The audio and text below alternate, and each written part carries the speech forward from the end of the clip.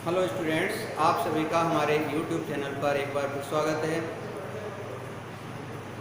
आज के क्लास को शुरू करने से पहले आप सभी चैनल को सब्सक्राइब कर लें और बेल आइकन को प्रेस कर दें ताकि हमारी लेटेस्ट वीडियो की नोटिफिकेशन आपको मिलती रहे। क्लास शुरू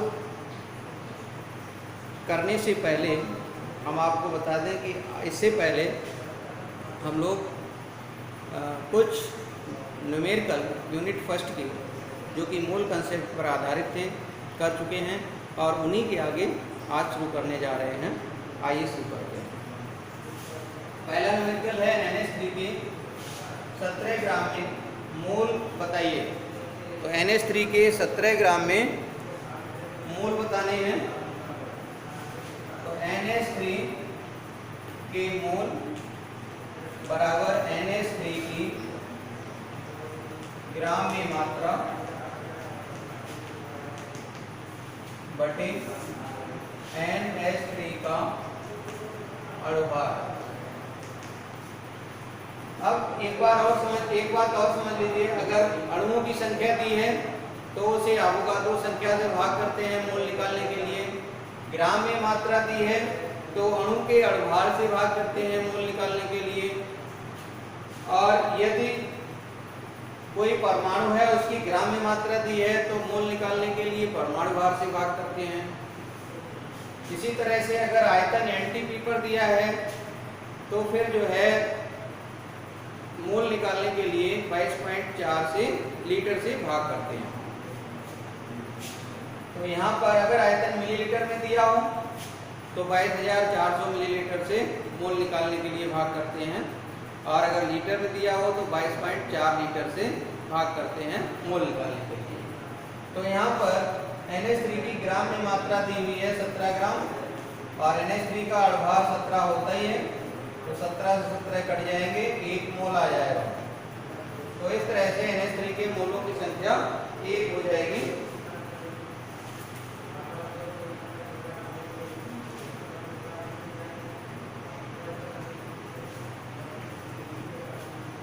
और अगर इसमें जुड़ा होगे तथा उसमें अणुओं की संख्या भी बताइए, तब हम कैसे निकालेंगे। तो देखिए 1 मोल में NH3 अणुओं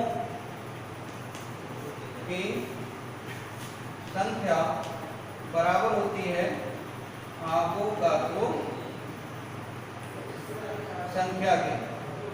तो अवोगाद्रो संख्या है 6.02 × 10 की पावर 23। तो इस तरह से 6.02 × 10 की पावर 23 अणु हो जाएंगे NH3 के 17 ग्राम में।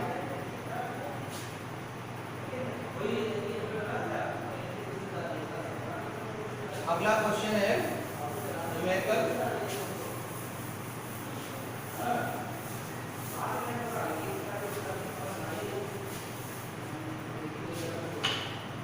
NH3 के 3.01 × 10⁻⁸ अणुओं में मोल बताते हुए इनके अणुओं की ग्राम में मात्रा बताइए।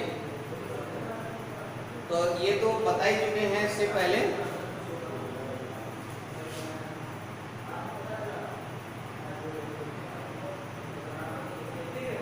NH3 के 11.2 लीटर एनटीपी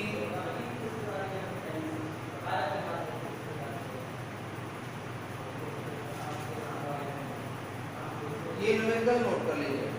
निम्नलिखित में मोलों की संख्या ज्ञात कीजिए।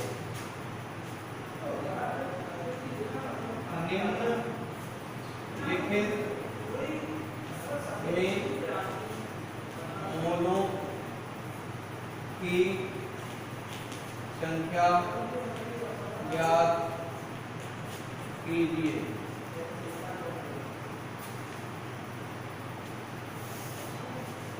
पहला पॉइंट है 20 ग्राम CaCO3, 20 ग्राम CaCO3 में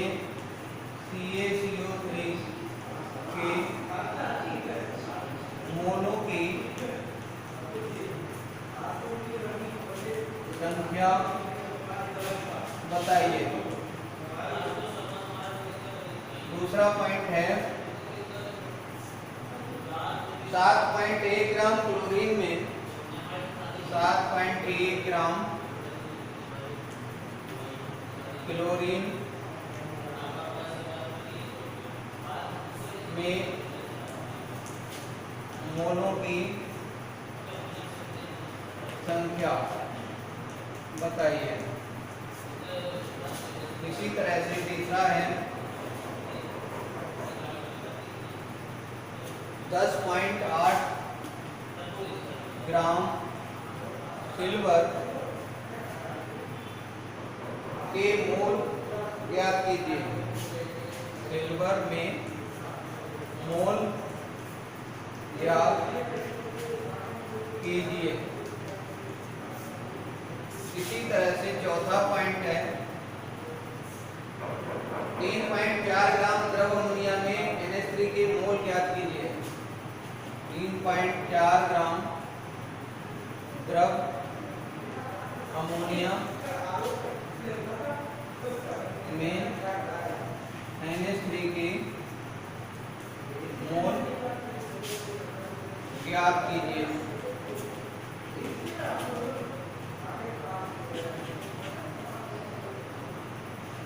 पांचवा पॉइंट है 32 ग्राम सल्फर में सल्फर के मोल बताइए। 32 ग्राम सल्फर में सल्फर के मोल बताइए। और छठा पॉइंट है इसमें 32 ग्राम S8 में सल्फर के मोल बताइए। तो ये जो है इतने बताने हैं।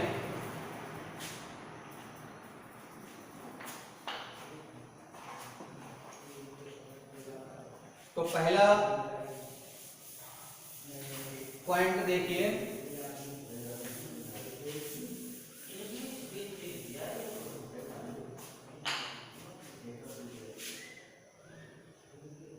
आंसर में पहला आंसर है, पहले तो CaCO3 का अड़भार निकाल लीजिए। बराबर होता है 40 प्लस 12 प्लस 16 गुणा 3। कैल्शियम का 40 होता है परमाणु भार, कार्बन का 12 होता है, ऑक्सीजन का 16 होता है। 3 ऑक्सीजन है इसलिए 3 से गुणा किया जाता है। क्या हो जाएगा 40 प्लस 12 प्लस 48 100 हो जाएगा। तो CaCO3 के मोल बराबर हो जाएंगे ग्राम में मात्रा बटे अणुभार। ग्राम में मात्रा 20 है, अणुभार हो जाएगा 100।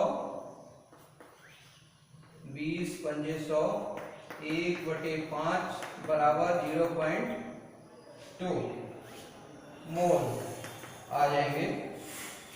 इसी तरह से सेकेंड पॉइंट देखिए,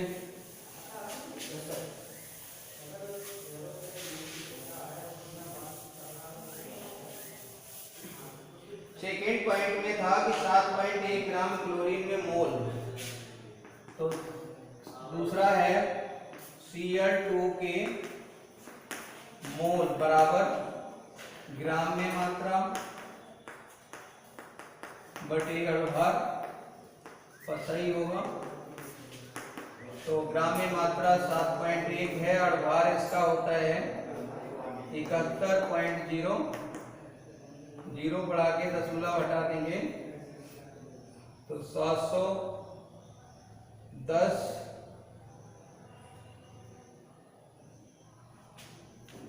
यहाँ पे दशमलव हटा देंगे 71.710 हो जाएगा। तो 1/10 आ जाएगा बराबर 0.1 मोल। इसी तरह से तीसरा इसी क्वेश्चन में है, तीसरा पॉइंट है तीसरे पॉइंट में 10.8 ग्राम सिल्वर में सिल्वर के मोल बताने हैं। तो Ag के मोल बराबर 10 ग्राम में मात्रा दी हुई है, तो ग्राम में मात्रा बटे परमाणु भार। मोल निकालने में कोई समस्या नहीं है, लेकिन अगर परमाणु भार नहीं पता है तो नहीं निकाल पाएंगे। तो ग्राम में मात्रा है 10.8 ग्राम और Ag का जो परमाणु भार होता है वो 108 होता है। तो इस तरह से दशमलव हटा के 0 नीचे बढ़ा लेंगे और 108 दशावन 1080, तो 1/10 बराबर 0.1 मोल आ जाएगा। इसी तरह से अगला पॉइंट है 3.4 ग्राम द्रव अमोनिया में मोल बताना है। 3.4 ग्राम द्रव अमोनिया में मोल बताने हैं। तो द्रव अमोनिया सबसे पहले होती क्या है इसको समझ लीजिए। में मोल, द्रव अमोनिया का मतलब ये नहीं है कि अमोनिया में जल मिला दिया। अमोनिया गैस को प्रेशर से दाब डालकर द्रवित कर लिया जाए तो उसे द्रव अमोनिया कहेंगे। तो द्रव अमोनिया में का जो सूत्र होगा वो NH3 ही रहेगा। तो द्रव अमोनिया में मोल बराबर हो जाएंगे ग्राम में मात्रा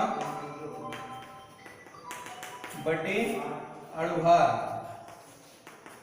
अमोनिया का जो अणुभार है वो 17 होता है और ऊपर ग्राम में मात्रा दी हुई है 3.4 ग्राम।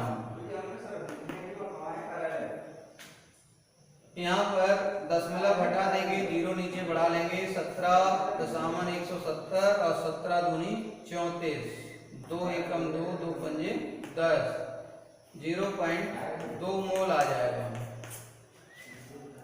इसी तरह से अगला पॉइंट है 32 ग्राम सल्फर में सल्फर के मोल बताने हैं।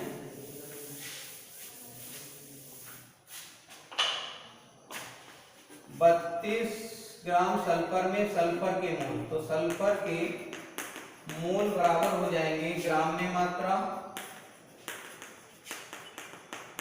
बटे अणुभार। और सल्फर का अणुभार 32 होते ही यहाँ पे सल्फर दिया है, सल्फर का परमाणु दिया है कि 32 ग्राम सल्फर परमाणु में सल्फर के मोल बताने हैं। तो यहाँ पर परमाणु भार लगाना पड़ेगा, परमाणु भार। तो ग्राम में मात्रा दी हुई है सल्फर की 32 ग्राम और परमाणु भार 32, 1 मोल। इसी तरह से 32 ग्राम सल्फर में S8 के मोल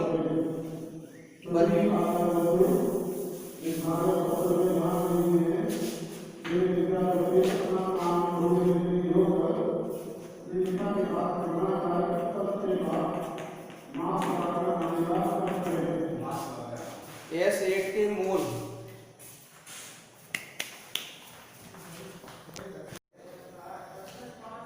S8 के मोल बराबर हो जाएंगे S8 की ग्राम में मात्रा बटे S8 का अणुभार।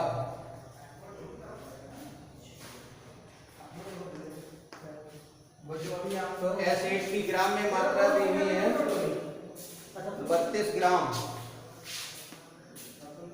और S8 का अणुभार कितना हो जाएगा वो यहाँ देख लीजिए, 32 गुणा 8, 8 दूनी 16 और 8 तिया 24 और 1 25, 256।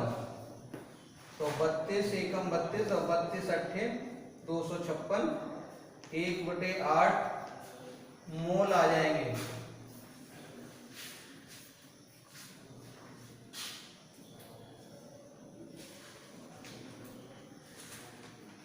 और ये जो है 0.125 मोल भाग देने पे आएगा।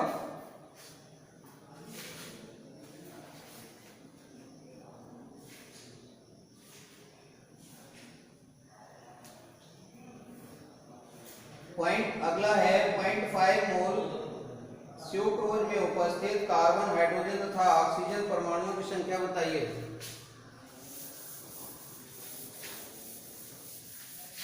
अगला न्यूमेरिकल है 0.5 मोल C12H22O11 में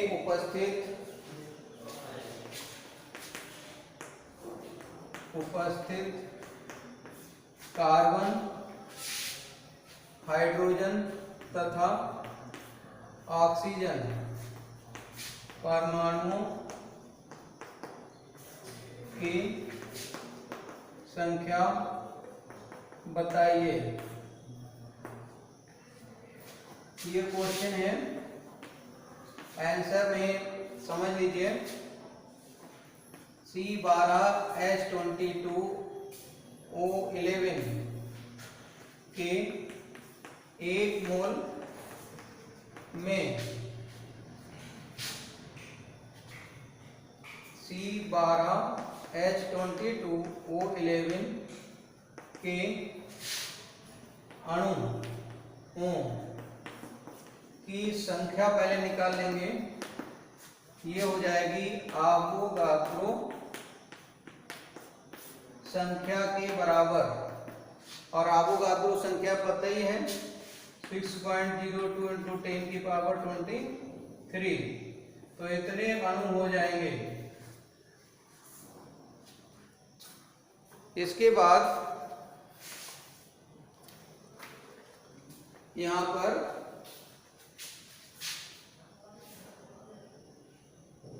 एक मोल में निकाल लिया है, तो C12, इसलिए C12H22O11 के 0.5 मोल में C12H22O11 के अणुओं की संख्या बराबर हो जाएगी 0.5 × 6.02 × 10⁻23 अणु।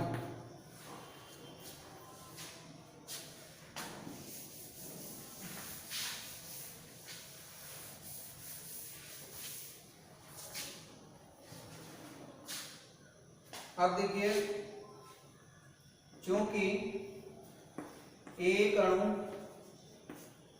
C12H22O11 के एक अणु में कार्बन परमाणुओं की संख्या बराबर 12 है। इसलिए 0.5 × 6.02 × 10⁻23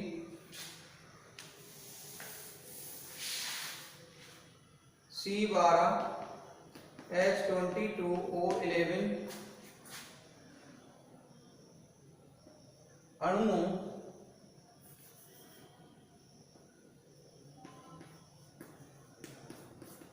में कार्बन परमाणु बराबर हो जाएंगे 12 × 0.5 × 6.02 इंटू 10 की पावर 23। तो ये जो है गुणा कर देंगे और गुणा करने पर आ जाएगा 36.12 अणु। इसी तरह से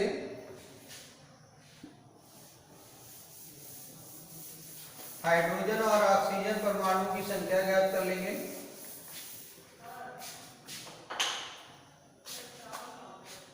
चूंकि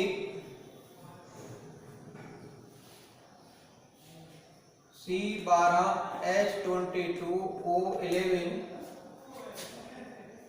में के एक अणु में हाइड्रोजन परमाणु बराबर 12, इसलिए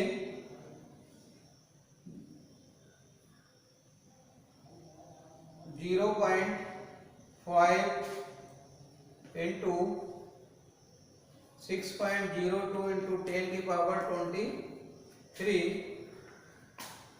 C12H22O11 अर्थात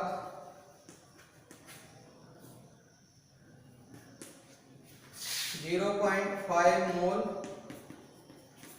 C12H22O11 में हाइड्रोजन परमाणु ये बराबर हो जाएंगे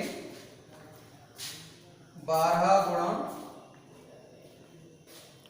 0.5 गुणा 6.02 गुणा 10⁻23 परमाणु। ये गुणा करने पर आ जाएगा 66.22 गुणा 10⁻23 परमाणु। और इसी में लास्ट बचा है ऑक्सीजन परमाणुओं की संख्या।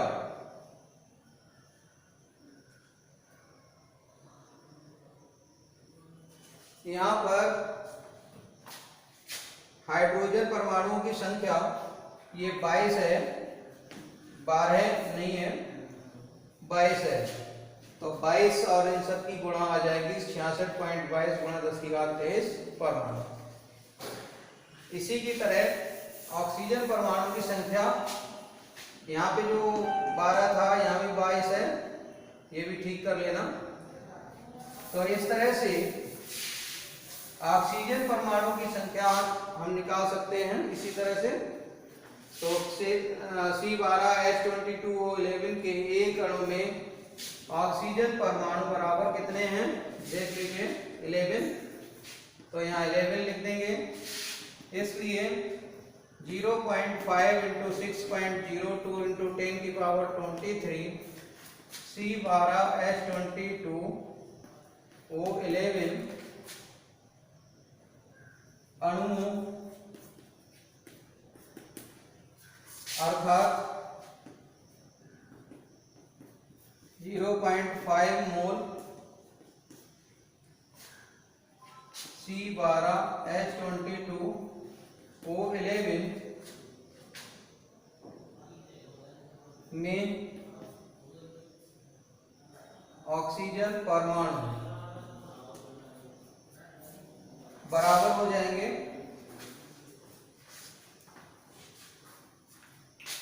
0.5 इंटू 11 गुणा 6.02 इंटू 10 की पावर 23। और इस तरह से इनका जब गुणा करेंगे तो फिर आ जाएगा 33.11 गुणा 10⁻23 परमाणु। तो इतने ऑक्सीजन के परमाणु आ जाएंगे और ये न्यूमेरिकल कंप्लीट होता है। बंद।